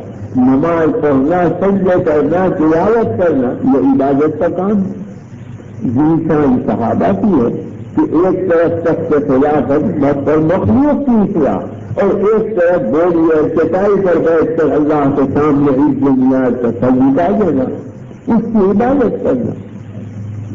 حارث میں جب جنگ ہوئی ہے تو 3 صحابہ کل 33,000 یا 30,000 اور پارسیوں کا لشکر تھا 3 لاکھ کا لشکر، تو ادھر سے 3 لاکھ ہے، ادھر سے کل 30,000۔ پھر بارش کی فوجیں 3 کانٹے سے بیچ، وزنیں ان کی باقاعدہ، رسد ان کی باقاعدہ، غذائیں ان کی باقاعدہ، ہتھیار باقاعدہ، قوت اور مدد ان کی باقاعدہ۔ ادھر سے یہ شان اور یہ صحابہ یہ جو 30,000 تھے یہ محض درویشوں کا ایک لشکر۔ ورزی تو یہ کہ کسی کے پاس کرتا لگایا گیا تو وہ لنگی باندھے گئے، کسی کے پاس لمبا کرتا، کسی کے سر سے پگڑی تو رسی باندھ رکھی ہے، کسی کے ہاتھ میں نیزا، کسی کے ہاتھ میں تلوار، کسی کے ہاتھ میں خنجر۔ نہ ہتھیار باقاعدہ، نہ لباس باقاعدہ، نہ غذائیں باقاعدہ، ایک درویشوں کا لشکر۔ مگر کیفیت کیا تھی کہ لاکھوں پارسی آتے تھے، جب صحابہ پہنچتے تھے بھوکے چوروں کی طرح تو وہ بلیوں کی طرح سے بھاگتے تھے، یہ غالب تھے، اور پورے فارس میں شہر کا مچ گیا۔ تو سب سے بڑا کے سالار فارس کا رستم تھا، نام آپ نے سنا ہوگا، رستم پہلوان جو سب سے بڑا پہلوان، وہ کمانڈر ان چیف تھا کہ اس نے اپنی تمام سرداروں کو، لیفٹیننٹوں کو جمع کیا اور کہا کہ یہ کیا غضب کی بات ہے کہ ہمارا لشکر 3 لاکھ اور یہ عرب کے بدو کل 30,000، پھر ان کے سامان باقاعدہ نہیں، ہمارے پاس سامان باقاعدہ، انہیں مدد نہیں پہنچ رہی، ہمارے پیچھے پورا ملک ہے، یہ تو ہمارے ملک میں آئے حملہ کرنے، تو ان کا ملک سے دور رہ گیا، یہ گرے رہے ہمارے ملک میں۔ مگر اس کے باوجود جب وہ حملہ کرتے ہیں تو وہ معلوم ہوتا ہے جیسے بھوکے شیر آ گئے اور تم فارسی اس طرح بھاگ گئے جیسے لومڑیاں بھاگتی ہیں۔ کیا وجہ ہے آخر اس چیز کی کمی ہے تمہارے پاس؟ تو سرداروں نے کہا کہ اے رستم، اگر آپ سچی بات پوچھیں تو ہم بتلا دیں، مگر ہماری جان کی بخشش کر دی جائے، امان دیا جائے کہ آپ ہمیں قتل تو نہیں کریں گے اگر ہم سچی بات کہیں۔ کہا نہیں، تم بات سچی کہو، تمہاری جان کو امان دی جاتی۔ تو سب سرداروں نے مل کر فوجوں سے کہا کہ اے رستم، یہ مٹھی بھر عرب تیرے ملک پر غالب آ کر رہے ہیں، انہی کا قبضہ ہوگا، انہی کی حکومت ہوگی، پورا ایران ان کے تحت میں آئے گا، یہ نہیں چیز ہارو گے تم ہارو گے۔ رستم نے کہا کیوں؟ کہا اس وجہ سے کہ ان کی شان یہ ہے کہ ہم باللیل والنہار و بالنہار فرقان، ان کی شان یہ ہے کہ دن بھر یہ گھوڑے کی پشت پر سوار ہے، جہاز میں مطلوب، اور راتوں کو مسلح کی پشت پر سوار ہے، اللہ کے آگے گر آتے ہیں اور کہتے ہیں کہ اے مالک ہم نے کوئی طاقت نہیں، طاقت والا ہے تو کی ہے، ہم تو تیرے سپاہی ہیں، تو ہمیں فتح دے گا فتحیاب ہو جائیں گے، تو شکست دے گا ہم شکست کھا جائیں گے، ہمارے اندر کوئی طاقت نہیں، کوئی قوت نہیں، قوت ہے تو تیری، سلطنت ہے تو تیری، کہ رات بھر اللہ کے آگے لیے آتے ہیں، اس بنیاد کا سر زمین پر لگاتے ہیں اور جن کے گھوڑے کی پشت پر سوار ہیں۔ کیفیت ان کی یہ ہے کہ یہ ایسے بزرگ لوگ ہیں کہ جس گاؤں میں جاتے ہیں اگر کھیتیاں جمی ہوئی ہوتی ہیں تو سرسبز ہو جاتی ہیں۔ یہ دوسروں کی بہو بیٹیوں کی وہ حفاظت کرتے ہیں جو اپنی بہو بیٹیوں کی کرتے ہیں۔ اور اے مسلم تیرا یہ رشتہ، شرابیں ہر وقت یہ پیتے ہیں، کبابوں میں ہر وقت یہ ہے، جس گاؤں میں جا پہنچتے ہیں بہو بیٹیوں کی عزتیں برباد ہوتی چلی جاتی ہیں، جس کھیتی پر اور باغ میں پہنچ جاتے ہیں پھل ول سب ہو جاتے ہیں، کھیتیاں تباہ ہو جاتی ہیں۔ یہ تصدیق ہے تیری فوج کے یا افعال ہے ان کی فوج کے، کہ غلبہ تجھے ہوگا یا نہیں ہوگا۔ یہ راتوں کو مسلح کی پشت پر سوار اور عبادت میں مصروف اور دنوں کو گھوڑے کی پشت پر سوار اور اللہ کے نائب بن کر یہ دنیا کی اصلاح سے کرتے ہیں کہ جو حقیقت پہچان والی سن میں اور اس کے سرجانوں میں کہ ان بزرگوں میں دو چیزیں تھیں، ایک طرف عبادت میں کامل، ایک طرف خلافت میں کامل، ایک طرف سرمیاز جھکا رہا اللہ کے سامنے، ایک طرف اس کی مخلوق کی اصلاح کے لیے دنیا میں جا رہے ہیں، سفر کر رہے ہیں۔ جو مفتی سامنے آتا ہے اس کو راستے سے ہٹاتے ہیں تاکہ دین پہنچ سکے اور لوگ دین کے اوپر غور کر سکیں۔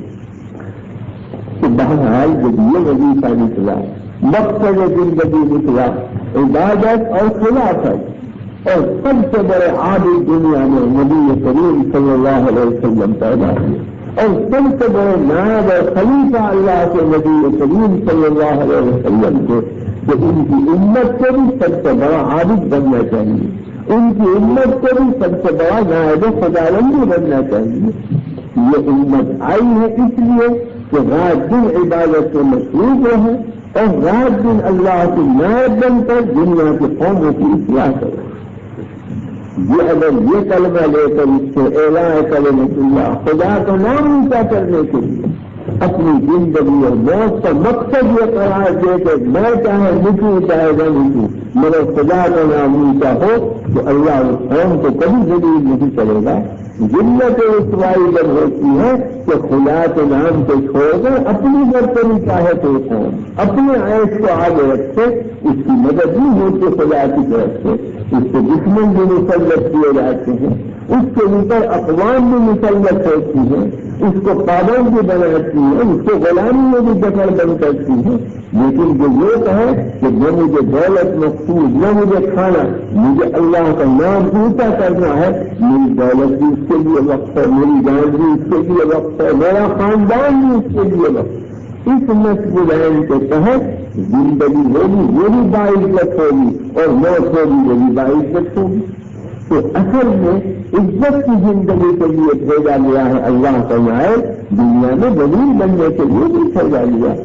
تو سب سے بڑے خلیفہ خداوندی اور سب سے بڑے عابد خداوندی نبی کریم صلی اللہ علیہ وسلم ہے۔ جیسے وہ سردار انبیاء تھے، یہ امت سردار بنائی گئی ہے امتوں، ان کو خیر امت کہا گیا ہے، تم خیر امت اخرجت للناس، اس کو افضل الامم کہا گیا ہے، تم ساری امتوں میں افضل ہو۔ مگر کیوں ہے افضلیت؟ کھانے پینے کی وجہ سے نہیں، دولت کی وجہ سے نہیں، اس وجہ سے کہ یہ سب سے بڑی عالی امت ہے، اس کا کام یہ ہے کہ دنیا کی قوموں کی اصلاح کرے، دنیا کی قوموں میں جو کھوٹ ہے ان کو رفع کرے۔ اور جب یہی نقالی کرنے لگے دنیا کی قوموں کہ جو کھوٹ ان میں وہ سب اپنے اندر دے دے تو پھر یہ اصلاح کیا کرے گی؟ اس کا حاصل کے لیے نکلا کہ دوسری قومیں اس پر غالب آئیں گی، یہ غالب نہیں آ سکتی۔ یہ تو غالب ایک ہی چیز سے آ سکتی ہے کہ کلمہ خداوندی کو اونچا کرنے کا رسول لے کر چلے آئے۔ نبی کریم صلی اللہ علیہ وسلم فرماتے ہیں کہ انکم لن تسعوہم باموالکم ولکن تسعوہم باخلاقکم، تم دنیا کی غالب ایک ہی چیز سے آ سکتی ہے کہ کلمہ خداوندی کو اونچا کرنے کا رسول لے کر چلے آئے۔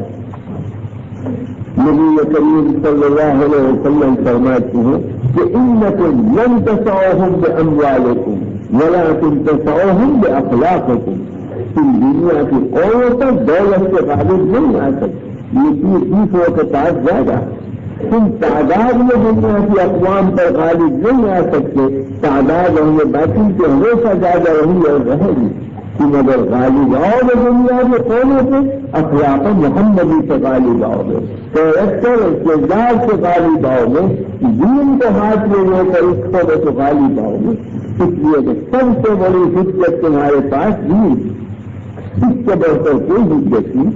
اگر آپ کسی سے بحث کریں نہیں کریں, میری عقل یہ کہتی ہے, دوسرا کہے گا میری عقل تم سے زیادہ ہے, میں نہیں کہتا ہوں.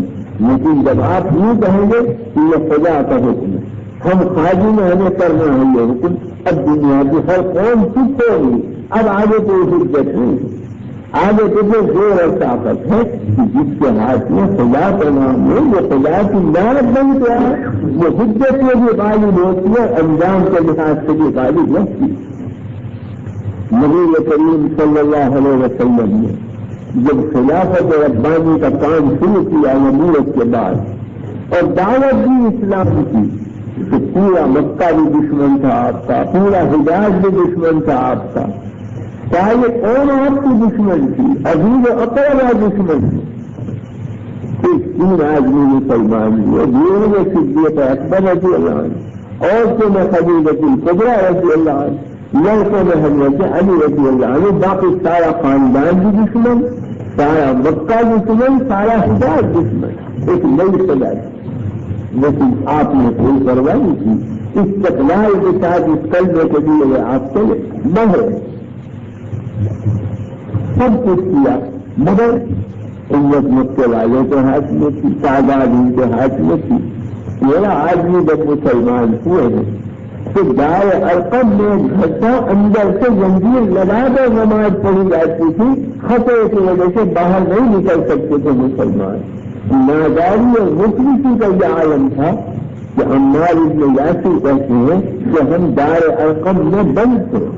رات کو 12 بجے میں پیشاب کرنے کے لیے باہر نکلا, سفاسی پہاڑی پر بیٹھا, پیشاب کیا تو دھار جو پڑی تو آواز ایسی آئی کھنکھناہٹ کی جسے کاغذ کے اوپر دھار گرتی ہے آواز نکلنے لگتی.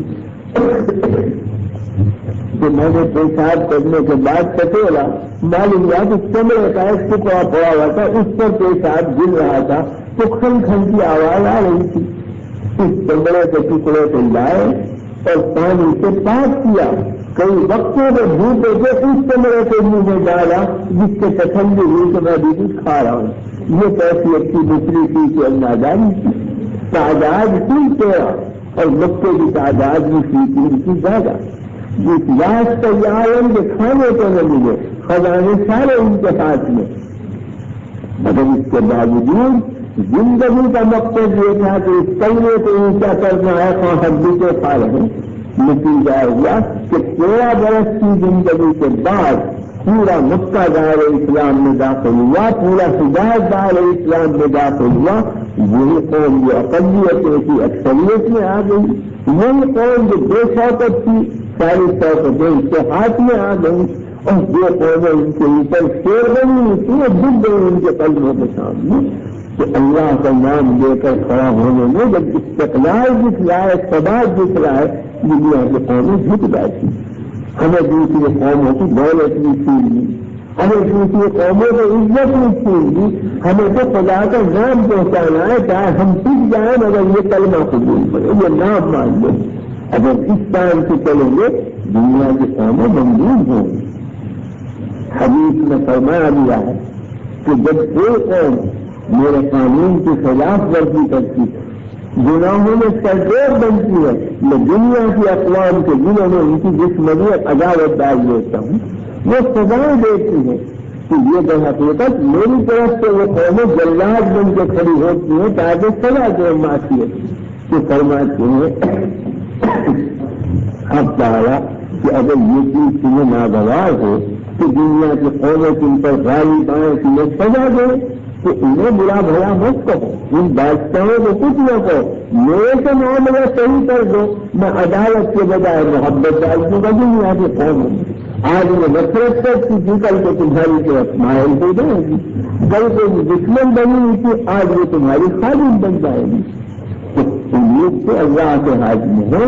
جب اللہ کے کام کے لیے کھڑا ہو آدمی نائب بن کے تو کوئی وجہ نہیں ہے کہ دنیا اس کی عداوتی کو قبر رکھتا ہے اور رہنے کے عقید میں عداوت ختم کرنی پڑے گی.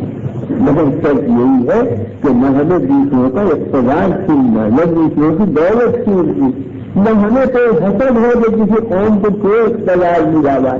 ہم تو یہ چاہتے ہیں کہ بھائی ووٹ بن جاؤ، سارے بن جاؤ، پروگرام ہم پیش کرتے ہیں. مگر پروگرام جبھی تو پیش کریں گے جب اس پروگرام پر خود عامل ہو آدمی، خود نمونہ بن کر سامنے آئے.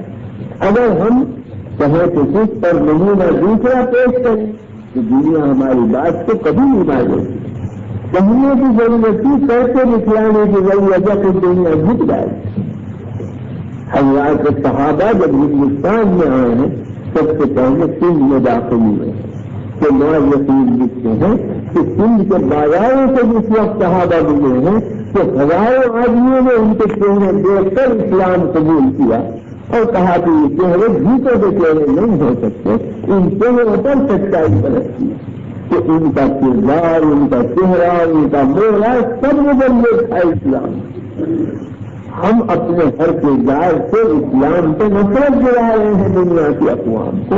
اس لیے جو عمل اور کردار ہم پیش کرتے ہیں دنیا کے قوموں کو ہمارے فون کو دیکھ کر اسلام کو سمجھتی ہیں.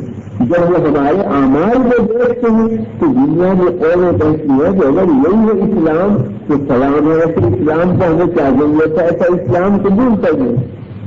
کہ ہم در حقیقت مجمد کو کیا ہے کہ اسلام سے ہم خود ریڑا بنے رہے اسلام کی تبلیغ میں، خود اٹک رہے ہیں کہ اسلام آگے نہ پہنچ پائے.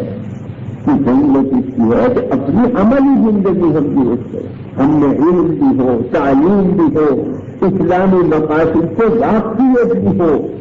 جہالت کے ساتھ دنیا کی کوئی قوم اونچی نہیں ہو سکتی، کوئی نہیں پلٹ سکتی. پہلا دنیا ترقی کا علم ہے انسان کے لیے کہ تعلیم ہو تو ہمارے اخلاق درست ہوں. ہم میں صبر، تحمل، بردباری، حیا، غیرت، حمیت، خدمت کا جذبہ، یہ اخلاق ہوں ہمارے. جب یہ اخلاق ہوں گے، علم ہوگا کہ ایسی قوم کبھی نہیں چلی رہ سکتی. یہ علم اور اخلاق یہ قوت ہے جو انسان کو دل میں نہیں دیتی، اونچا بناتی ہے. اور جب یہ نکل جاتی ہے تو کوئی چیز اونچا نہیں کر سکتی آدمی. مثال ان کی ایسی ہے جسے گیند ہوتی ہے ربڑ کی، جب تک اس میں ہوا بھری ہے اگر آپ اسے زمین میں پٹک دیں گے تو جتنا دیر سے پٹکیں گے اتنا نیچا جائے گی بچہ کھا. اس لیے اس میں ہوا بھری ہے، نیچا دیکھ نہیں سکتی. ہاں اگر ہوا نکال کے گیند کے اندر سے پھر نیچے ڈالیں گے وہ ٹھیک سے نہیں رہ جائے گی، نہ ابھر سکے گی نہ اوپر جا سکے گی. ایک مسلمان کو اسی گیند کے سمجھو. اس میں جب تک دین اور علم اور اخلاق کی ہوا بھری ہے اگر کوئی اس کو پٹکے گا بھی زمین میں تو یہ گجا کھا کے 10 گلتی پڑ جائے گی، کبھی نیچا نہیں دیکھے گی. اور اگر یہ نکل گئی اس کے اندر سے تو جس قوم کا بھی چاہے تھپڑ مارے گی اسے گرا جائے، ابھی طاقت تو ہے نہیں، ہوا تو ہے نہیں کہ جس سے نہیں گرے. تو ہوا اندر یہی بھرنی چاہیے کہ جس سے طاقت پیدا ہو اور یہ روح کی طاقت ہو اور روح میں علم اور اخلاق کی طاقت آتی. اسی سے آدمی کو خلافت کا مقام ملتا ہے، اسی سے انسان کے اندر عبادت کا جذبہ پیدا ہوتا ہے. جب تک کسی چیز کا مقصد پورا نہ ہو زندگی اس کی بیکار ہوتی ہے. مدرسہ ہے مثلا اس کا مقصد تعلیم ہے، اگر تعلیم نہ ہو تو یہ مدرسہ بیکار. گھر ہے اس میں مقصد ہے رہن سہن، کوئی رہن سہن نہ ہو تو یہ گھر بیکار ہے، بنانے سے فائدہ کیا. بازار ہے اس کا مقصد یہ کہ سامان ملے، جب کوئی سامان نہ ہو دکان میں کہیں گے کہ بے مقصد ہے بازار چھوڑ دیں. انسان کا مقصد عبادت سیاست ہے، جب یہ مقصد نہ ہو ان کو گولی مار دینے کے قابل ہو جائے. اللہ یہ کہے گے کہ بے مقصد ہے کہ ختم کرو. اور مقصد پورا کر رہا ہے کہ یہ زندگی کا ثبوت دے رہا ہے. دنیا کے اقوام کے مختلف مقاصد ہوتے ہیں. کسی کا مقصد دولت، کسی کا مقصد کرسی، کسی کا مقصد روٹی، کسی کا مقصد اقتدار. اسلام اور مسلمان کا مقصد اعلاء کلمۃ اللہ ہے کہ میں رہوں یا نہ ہوں خدا کا نام اونچا ہونا چاہیے. میں تو مبلغ بن کے آیا ہوں، میں تو اللہ کے نام کا بندے ہوں. جب تک آپ اللہ کے نام پر بھولے آتی چاہیے اللہ کی حکومت کی قوت آپ کی کچھ پر رہے گی. جب نہیں سے چھوڑ دیں نہیں سے قوت پھنس جائے گی. آپ نے دیکھا ہوگا کہ بادشاہ جو قانون نافذ کرتا ہے تو وہ بھیجتا ہے قانون ان کو گورنر کے پاس، گورنر بھیجتے ہیں کمشنر کے پاس، کمشنر بھیجتا ہے کلکٹر کے پاس، کلکٹر بھیجتا ہے تحصیلداروں کے پاس، اور تحصیلدار کیا کرتا ہے بھنگی کو بلاتا ہے ڈھول اس کے گلے میں کہ یہ قانون اس کی منافی کرتے جائے کہ بھنگی کیا کریے قیمت ہے بقول بچے کے ایک آج فون ہوگی نہ اس کی تنخواہ کوئی کریے قیمت نہیں. لیکن جب یہ منافی کرتا ہے سرکاری قانون کی تو گورنمنٹ کی پوری قوت اس کی پشت پر ہوتی. اگر اس وقت آپ اس کے ڈھول گلے میں سے نکال کر تھپڑ مارے تو پوری گورنمنٹ مدعی بن جائے گی کہ گورنمنٹ کے منافی کرنے والے کو تم نے کی توہین کی یہ گورنمنٹ کی توہین ہے مقدمہ قائم ہو جائے گا. کہ بھولی کی کوئی وقت ہی اصل حکومت حکومت کی ہے اس کی کچھ کرے. تو ایک مسلمان جب منافی بنے گا اور اللہ کا بھنگی رہے گا اس کے قانون کو پکارتا پھرے گا دنیا میں، اس حالت میں اگر کوئی اس کو توہین کرے تجویز کرے تو وہ گوا خدائی گورنمنٹ کی توہین کر رہا ہے. اللہ کی مدد شامل حال ہوگی وہ کبھی نیچا نہیں دیکھ سکے. ہاں اپنے کو آپ نیچا بنائیں گے تو ہماری کوئی کبھی حکومت نہیں ہمیں جس کا نیچا دکھا دی. مگر جب خدائی یہ بھری ہے اسے لے کے جائیں اسے کوئی نیچا نہیں دکھا سکتا. تو بات یہ کرنی چاہیے جس سے ہم میں طاقت پیدا ہو. ہماری طاقت دین سے ہے، اسلام سے ہے، ایمان سے ہے، روحانیت سے ہے. نہ ہتھیاروں میں ہماری طاقت ہے، نہ دولت میں ہماری طاقت ہے، نہ بلڈنگوں میں ہماری طاقت. ہماری طاقت تو اللہ کا نام لینے میں اور اللہ کا کام کرنے میں ہے. تو نام اور کام اس کا ہو ہم اس سے مبلغ ہو بتاتی ہیں. تو میں نے عرض کیا کہ جو آیت کریمہ میں نے پڑھی اس میں دو مقصد بتلائے زندگی سے، ایک عبادت اور ایک سزا. عبادت کو تو ادا کیا گیا ان لفظوں میں کہ یا بنو یا اقیم الصلاۃ. یہ قرآن کہتے ہیں دیکھے تو اے میرے بیٹے نماز کو قائم کر. کہ نماز ہی تو اصل میں عبادت ہے. اس کا مطلب یہ نکلا کہ عبادت گزار بندہ بن خدا کا کہ عبادت ہو تو بہتر ذلت اپنی پیش کر اللہ کے آگے. اسی میں تیری عزت، اسی میں تیری رفعت اور سر بلندی. تو یہ طریقہ عبادت کا ہے جو زیادہ سے زیادہ ظاہر ہوتا ہے نماز کی صورت. اور دوسری بات فرمائی کہ اپنی صلاۃ نماز قائم کر وأمر بالمعروف وانہ عن المنکر، اور امر پر معروف کا اور ممانعت کا منکر سے یعنی دنیا سے برائیوں کو مٹاؤ، دنیا میں نیکی پھیلاؤ، اچھے کاموں کی دنیا کے قوموں کو عادت ڈالو، برے کاموں سے روکو، تھوڑے سر بے حیائی کو دنیا سے مٹاؤ، بے غیرتی اور بے حمیتی کا خاتمہ کرو. حیا ہو، انسان ہو، سخاوت ہو، مروت ہو، شجاعت ہو، ان اخلاق کو دنیا میں پھیلاؤ. تو اللہ کی طاعت و عبادت دنیا میں پھیلے، مغالط ختم ہو. اس کو کہا گیا امر بالمعروف.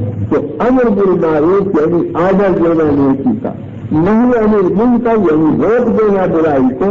اصل میں یہ کام اللہ کا ہے. وہ ہے سب سے بڑا امر فرمانے والا اچھی باتوں کا، وہ ہے برائیوں سے روکنے والا. مگر اس نے اپنا نائب بنایا انسان کو کہ تم میری طرف سے امر بالمعروف کرو، میری طرف سے منکرات کو مٹاؤ، میرے نائب بن کر دنیا کے اندر کام کرو. کہ اس سے ثابت ہوتی ہے خلافت اور نیابت جس کا بڑا کام امر بالمعروف اور نہی عن المنکر. جیسے قرآن کریم نے فرمایا کہ الذین ان مکناہم فی الارض اقاموا الصلاۃ وآتوا الزکاۃ وامروا بالمعروف ونہوا عن المنکر وللہ عاقبۃ الامور. فرماتے ہیں حق تعالیٰ کہ اگر ہم ان مسلمانوں کو یعنی جو سچے مسلمان ہیں ان کو ہم طاقت دے دیں، اقتدار اور بادشاہت دے دیں زمین میں، تو ان کا مقصد ایک کوئی کھانا نہیں ہوگا. ان کا مقصد عیاشی کرنا نہیں ہوگا. ان کا مقصد کیا ہوگا؟ اقاموا الصلاۃ، نمازوں کا نظام قائم کریں گے، زکاتوں کا نظام قائم کریں گے، صدقات پر مائل کریں گے دنیا. امروا بالمعروف، اچھی باتوں کو پھیلائیں گے اور اس کا آدر جاری کریں گے، برائیوں سے دنیا کو روکیں گے. یہ ان کا کام ہوگا. معلوم ہوا کہ سلطنت اور قوت دینے کا بڑا مقصد ہے امر بالمعروف کا نظام قائم کرنا، منکرات کو دنیا سے مٹانا. اسی کو کہتے ہیں خلافت. تو اپنے اصطلاحات کے لفظ سے عبادت کی طرف اشارہ ہے اور وامر بالمعروف کے لفظ سے خلافت کی طرف اشارہ ہے. یہ دو زندگیوں سے دو مقصد دیے گئے ہیں. مسلمان کی زندگی کے یہ دو مقصد ہیں، عبادت اور خلافت. ظاہر بات ہے کہ خلافت جب امر بالمعروف کرے گا، جب نصیحت میں لے کے کھڑا ہوگا، تو ساری دنیا ساری نہیں مانا کرتی کہ دشمن بن جاتے ہیں، پھر دوست بن جاتے ہیں. مغلیت کے سامنے مقابلہ بھی کرتے ہیں، برا بھلا بھی کرتے ہیں. خود حضور کے سامنے کتنی مستاخیاں دی گئی، اس میں ضرورت ہوتی ہے صبر کی، تحمل کی، عالی ذرفی کی، بڑے اخلاق کی. آگے فرمایا گیا کہ وامر بالمعروف ونہی عن المنکر واصبر علی ما اصابک، اور اس راستے میں جو مصیبتیں ہیں ان کو جھیلنے کی عادت ڈالو اور صبر و تحمل پیدا کرو اپنے. جس قوم میں صبر و تحمل اور برداشت آ گئی وہ کامیاب ہے. وہ قوم چاہے ابتدا میں تکلیف اٹھائے گی، مگر صبر و تحمل اور برداشت کی وجہ سے چند دن کے بعد غلبہ اسی کا ہو. تین چیزیں فرمائی گئی، ایک عبادت کا نظام، ایک خلافت کا نظام، اور ایک اخلاق کا نظام جو صبر ہو، تحمل ہو، برداشت ہو، اولو العزم ہے.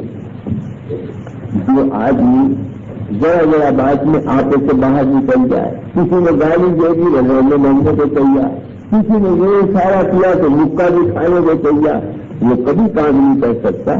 کام یہ کرے گا کہ قتل کی بھی دھمکیاں ہوں، دولت بھی چھین دی جائے، جس کو غلامی کی بھی دھمکی دی جائے، مگر وہ پرواہ نہ کرے کہ مجھے یہ چیزیں مقصود ہی، مجھے تو اللہ کا نام اونچا کرنا ہے، کہاں کروں یہ کچھ کروں، آگے بڑھنا ہے. وہ کبھی دلیل نہیں ہوگا، ہمیشہ بلند بالا ہے. مگر یہ ہوتا ہے صبر سے، تحمل سے، پاکیزہ اخلاق سے.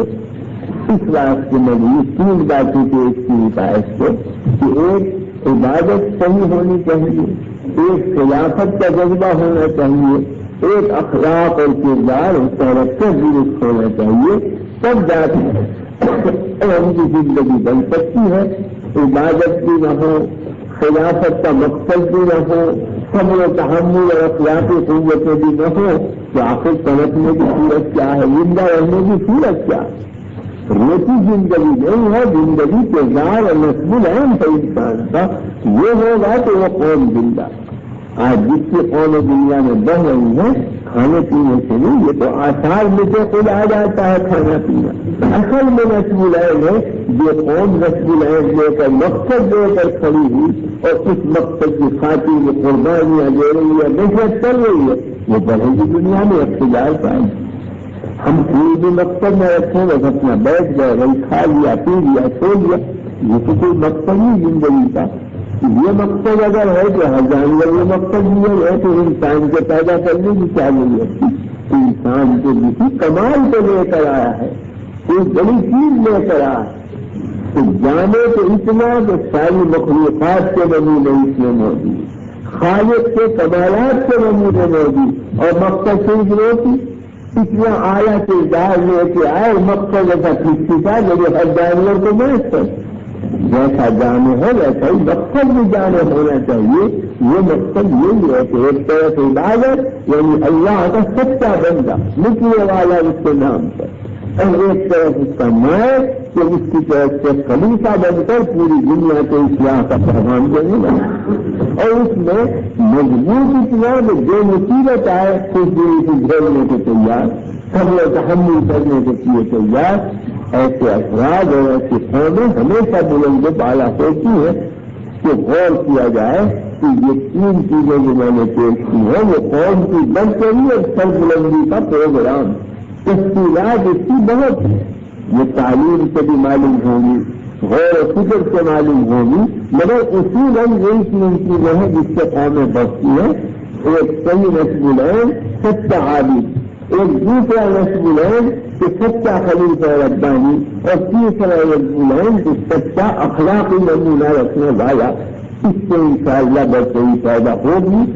کہ یہ آیت در حقیقت ہے تو دو تین لفظوں کی، مگر ایک بڑا عظیم پروگرام پیش کر دیا ہے اس نے، اور یہی اللہ کے کلام یہ خصوصیت ہے، کلام میرا آپ کا نہیں خدا کا کلام ہے کہ جو لفظ فرمائے جاتے علوم کے دریا اس کے اندر بھرے ہوئے ہوتے ہیں، جتنا کھودے جاؤ نکالے جاؤ، جتنا غلط ہو موتی نکلتے چلے آئیں گے، کہ اللہ کے کلام کی یہ خصوصیت ہے، قرآن کو اسی لیے معجزہ کہا گیا ہے کہ جو لفظ ہوتے ہیں عظیم علوم اس میں بھرے ہوئے ہوتے ہیں، نکالنے والا ہو، جیسے سمندر میں موتی اور ہزاروں جواہرات بھرے ہوئے ہیں، مگر غوطہ لگانے والا کوئی ہونا چاہیے جس میں دم اور سانس ہو کہ نیچے پہنچے اور نکال کے لائے، اور جو دم توڑ دے گا تو وہ تو اپنی بھی جان لے کے آئے گا، موتی کو کیا نکال کے لائے گا۔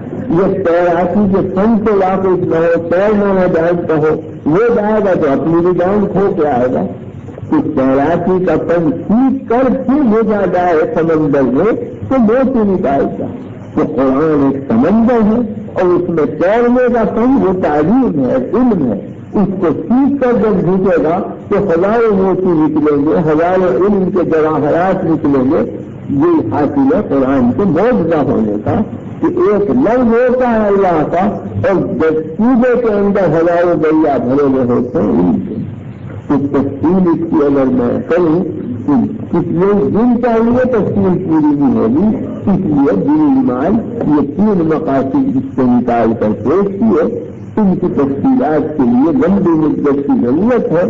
تو آدمی اگر تعلیمی سلسلے میں کرے اسے خود بھی معلوم ہو جائے گی یہ چیزیں، دن دماغ ان مقاصد کو یاد رکھ کے اپنی زندگیوں کا جائزہ لینا چاہیے کہ کس حد تک ہم ان مقاصد کو پورا کر رہے ہیں اور نہیں کر رہے ہیں تو اس کے اسباب کیا ہیں انہیں ظاہر کیا جائے اور اس کو پورا کرنے کی شکلیں کیا ہیں کہ ہم ان تینوں مقصدوں پر قابو پا لیں۔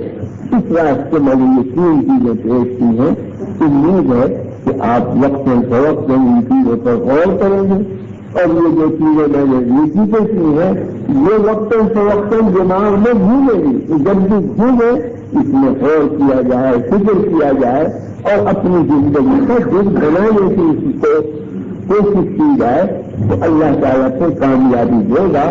اور ہزاروں مصیبتوں کا یہ ایک علاج ہے اگر آپ اس میں غور و تدبر سے کام لیں گے، اسی میں سارا حل مسائل دنیا کا بھی اور مسائل آخرت کا بھی۔